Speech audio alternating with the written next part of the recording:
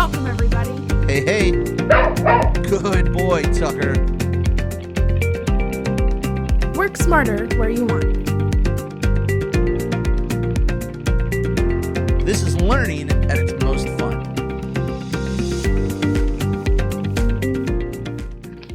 Employee departure can be a big hit to the office, and we need to make sure that we cover all of our bases technology-wise on the CRM to make sure that it is going to be a transition that is bearable.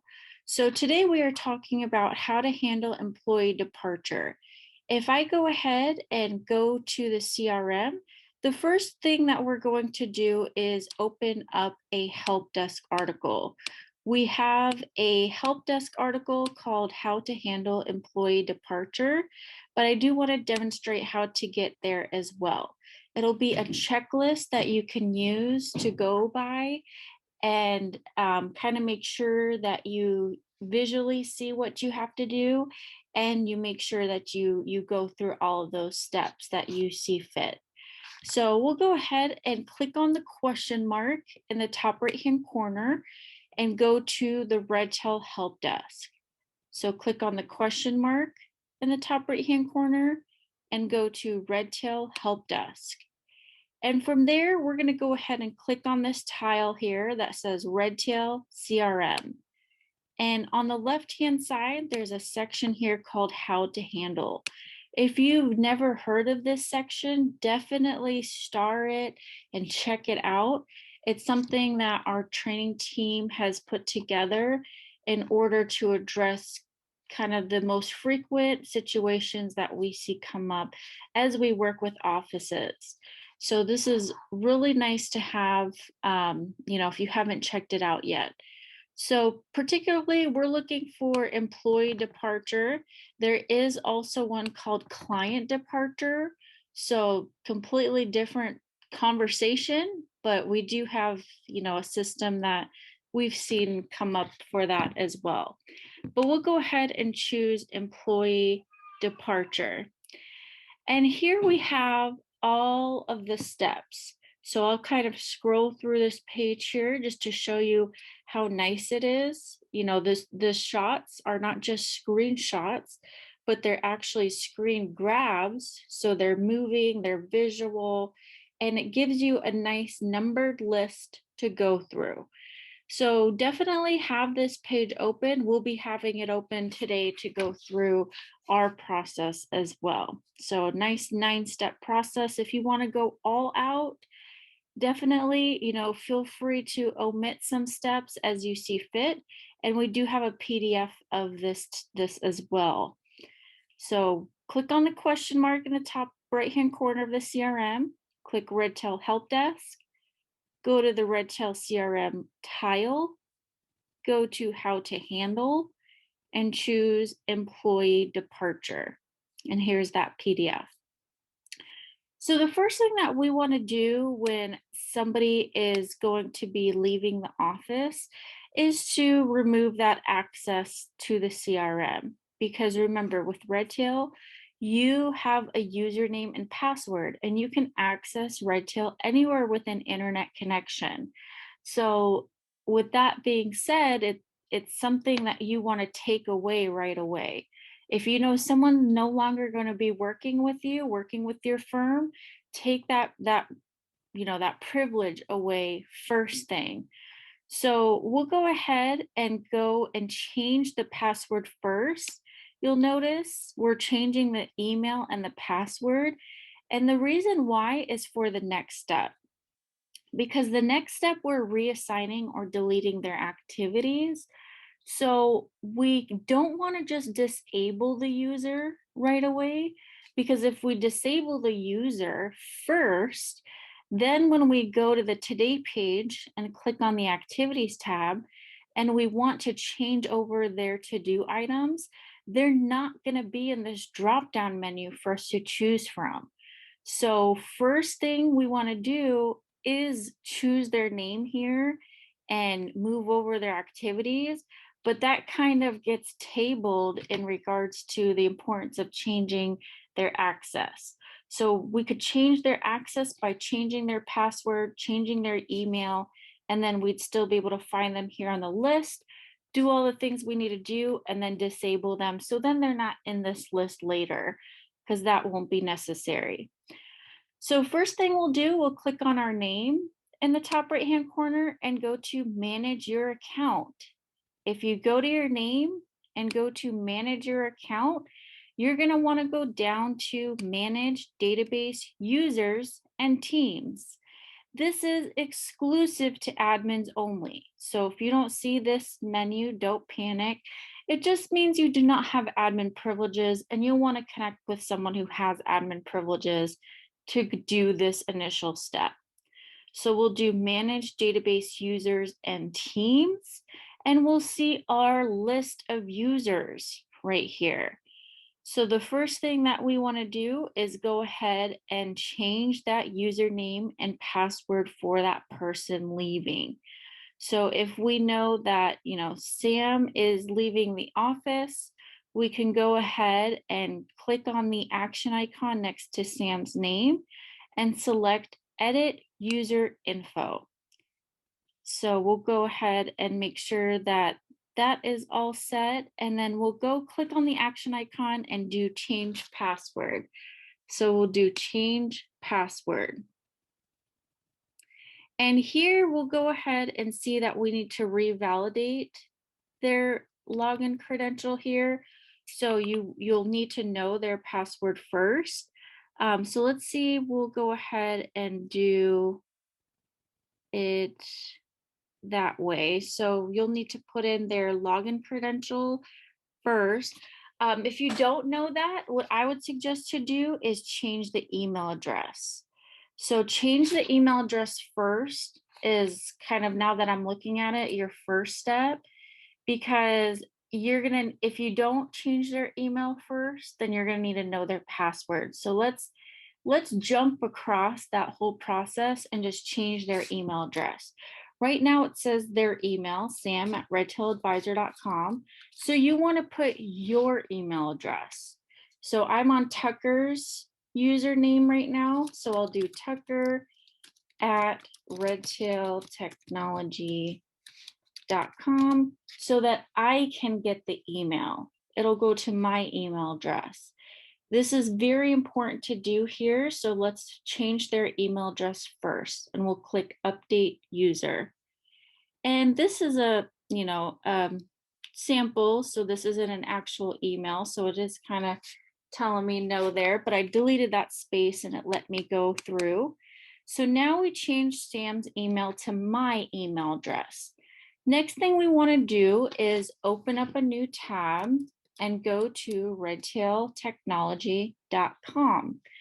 If we go to redtailtechnology.com, we'll go ahead and choose to log in to the CRM, but this time we'll choose forgot your password. And when you choose forgot your password, you'll be able to put in the username and you'll get the email for the reset of password. So if you don't remember the username, no worries. We'll toggle back over to that tab, copy the username, and paste that username in to send the verification email. So right now, even from this step that I'm doing, you're noticing why it's important to set that email to your email or someone else in the office's email. Because if you were to just change their password only and keep their email the same, they could essentially forgot their password and reset their password from what you changed it. So your first step, change the email address. Your second step, if you want to go the extra security, is change the password. So right now, Tucker received an email saying reset your password, and he'll be able to click on the link, or we'll be able to click on that link and reset that password. So that's the first step. Now, the second step after you change that email is going to be to reassign their to-do items. So if we go to the Today page, the easiest way is to click on the Activities tab. So we'll go to Today, to the Activities tab, and we'll filter it to show Sam's activities. So we'll go ahead and find Sam from the list. And I'm not seeing Sam, so just let's see, maybe I have it as a different name in here. We'll go back to manage your account, database users. We'll go to Sam here. So it's Samantha Smith. Maybe I missed it. Let's see. We'll go to activities. Oh, there we go. I don't know how I missed that. So Samantha Smith was there the whole time. I just completely overlooked it. So we have Samantha Smith there. We chose her name. But we're just looking at her past due activities. So you do want to filter the dates to something more inclusive to the future as well. Maybe Sam is great at planning things for the next 5 months, 6 months, 9 months, 12 months. Choose that increment of months ahead and past due. So I like past due in next 12 months. I think that's pretty inclusive.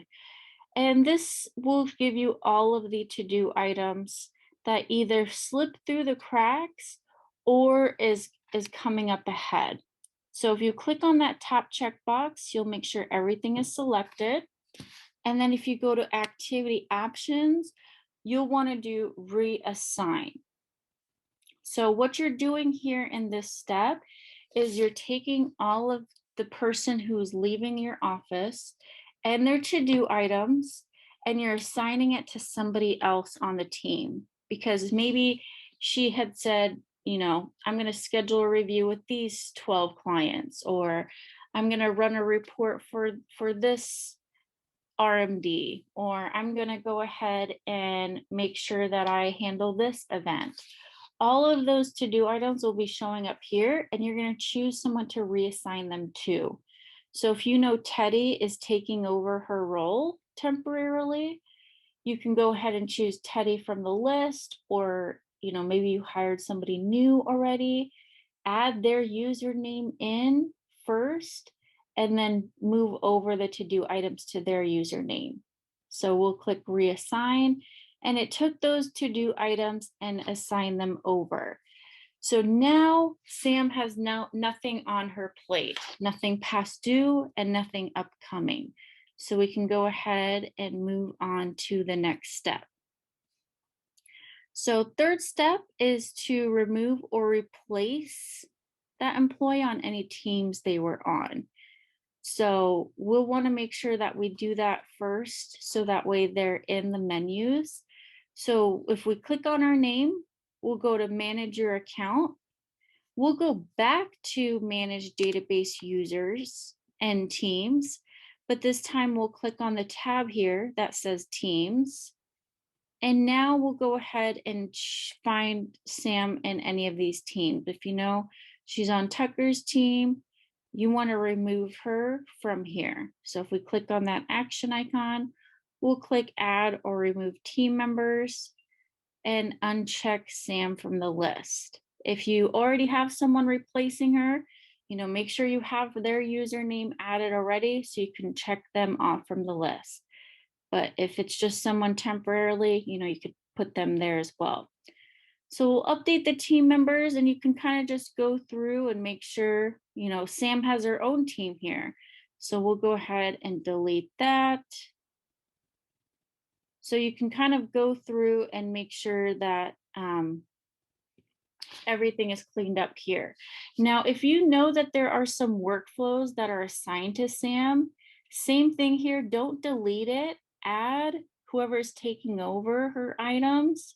If it's Teddy, or if you already have the replacement, choose them, and then remove Sam.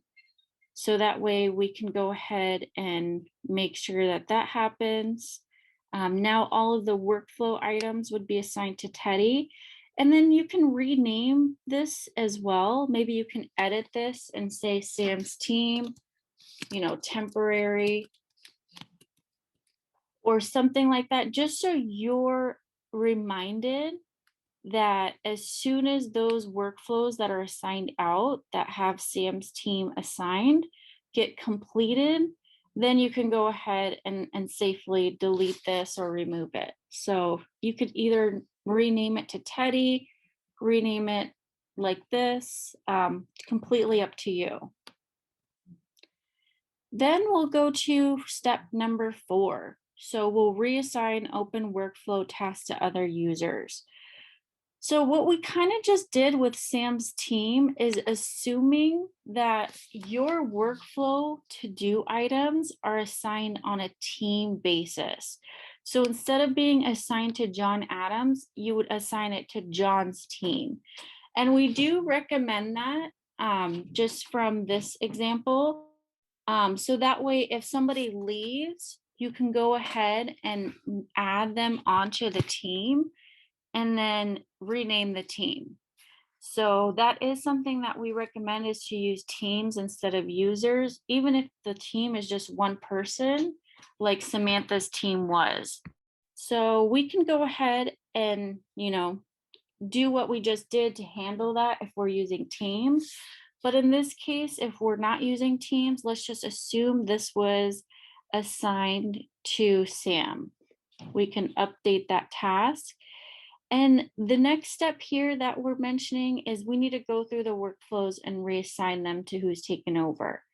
So if we don't have things being assigned to teams, instead they're assigned to the individual users, we'll need to go through our workflow to-do items and change those assignments. So we'll change it from Sam to Teddy, update that, and we'll continue to go through the workflows and see if there's anything else that's assigned out to Sam.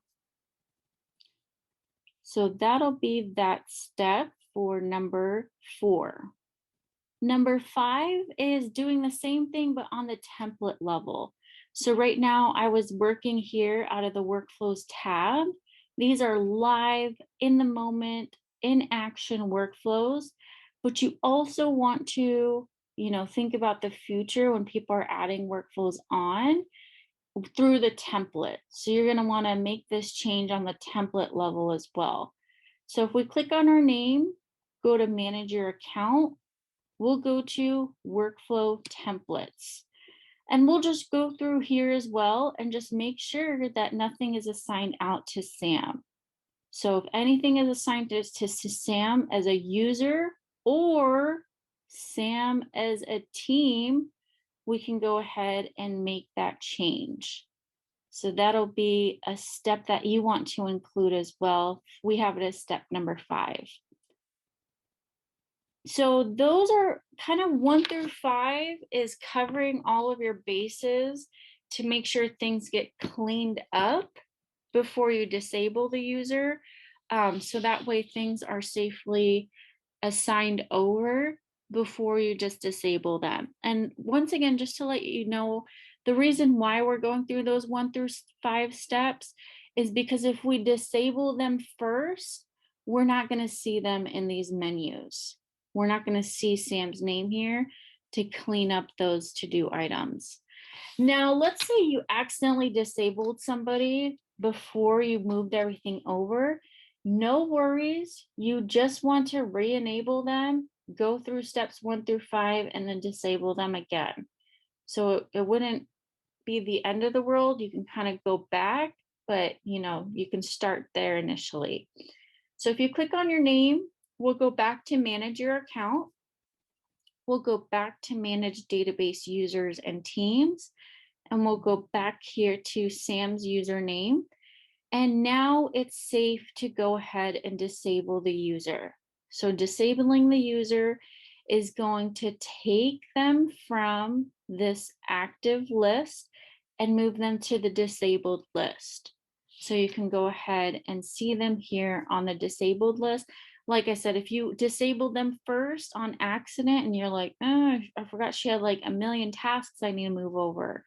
No worries, you can enable them again and then do steps 1 through 5 and then go back and disable them. But the most important thing is changing that email first. So we'll go ahead and disable them as that, it seems like it'd be the first step, but it's all the way here at number 6, just because we have so much cleanup to do before we disable them. Now, the other things we're going to go through, 7, 8, and 9, they're just nice to haves, right? They're not going to, demolish the team if you don't do them. But they're kind of things that we've thought about as a training department that are like, you know what, that would be nice to include in the process if people see fit. So we have them written out here.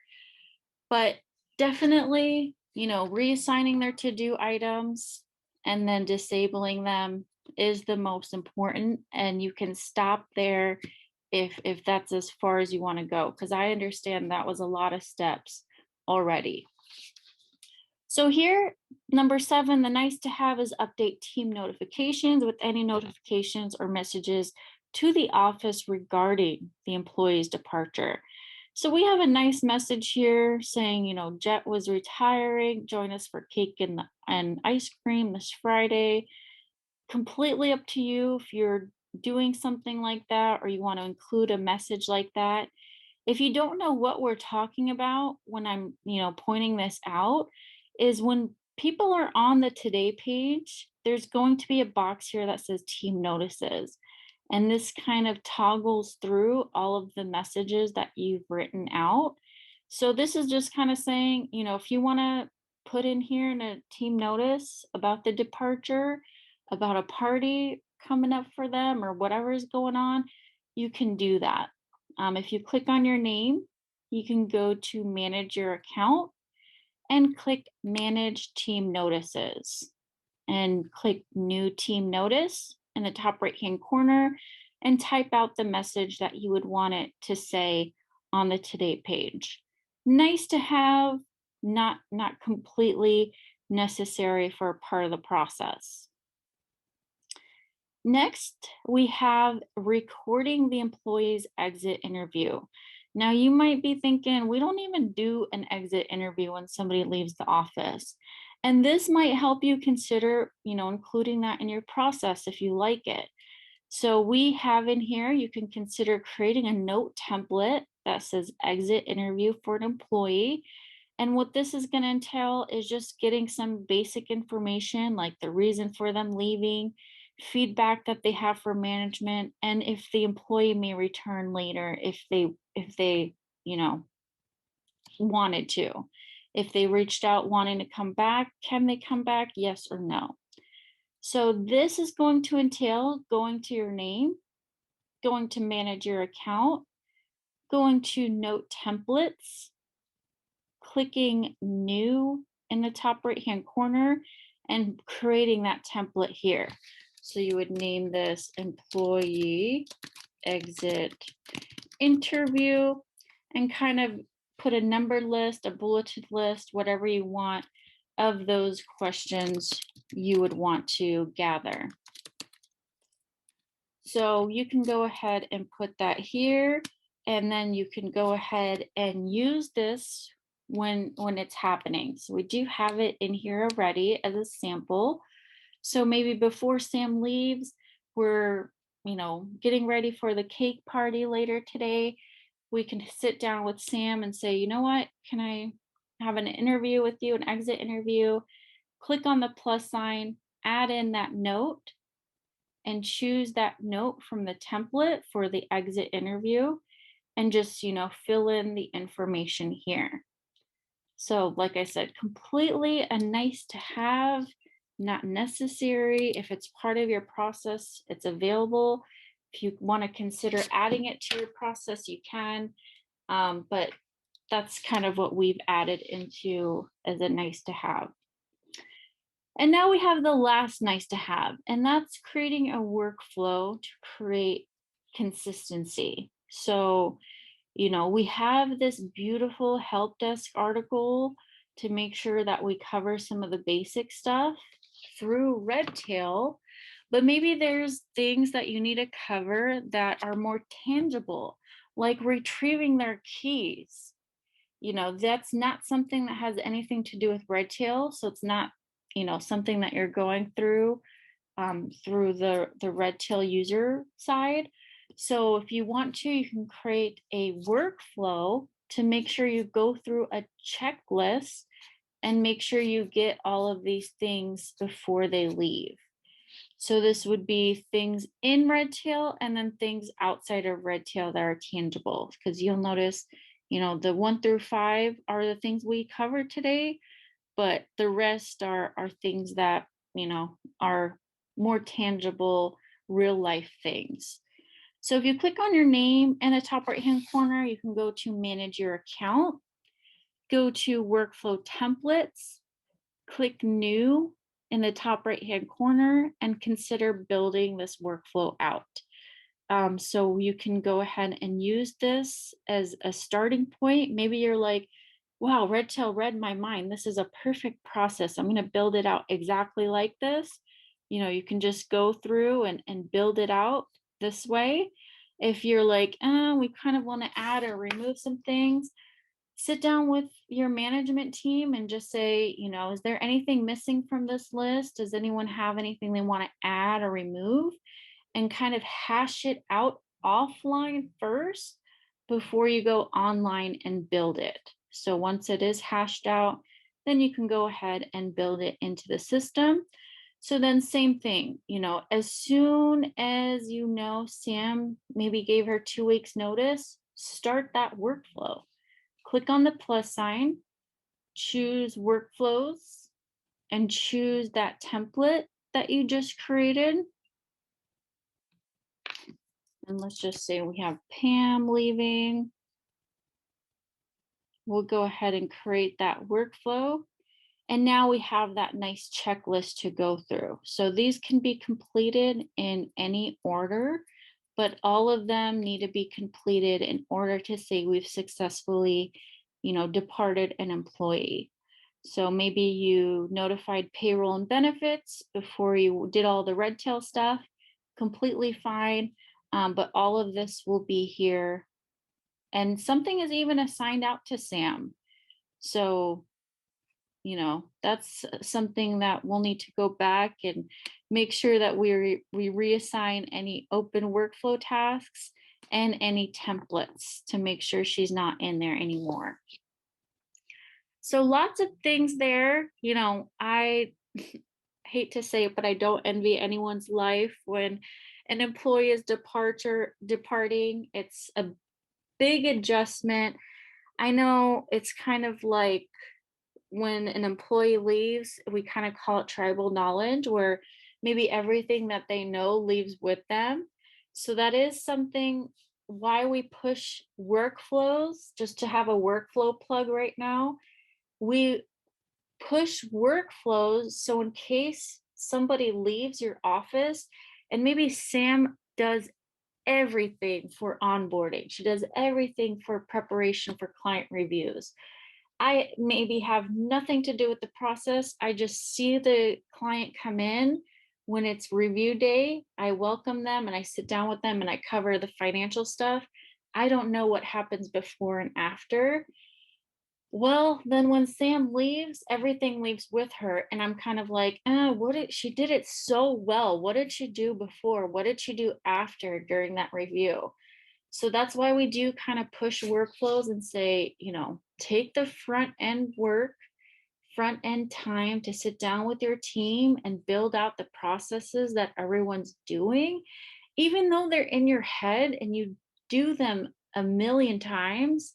You don't feel like you need to go ahead and put them in the system, but it's for situations like this, where someone's leaving, everything's going to leave with them. If you don't kind of put in that time to write out the process, you won't know what exactly they used to do that made the process so great.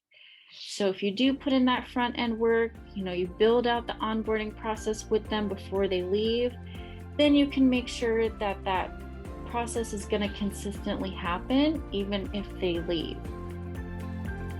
Thanks so much for joining us today for this particular session. If you have any questions, please don't hesitate to give us a call at 888-206-5030, option 3 for support, or just shoot us an email over to support@redtailtechnology.com. Thanks a lot and have a great day.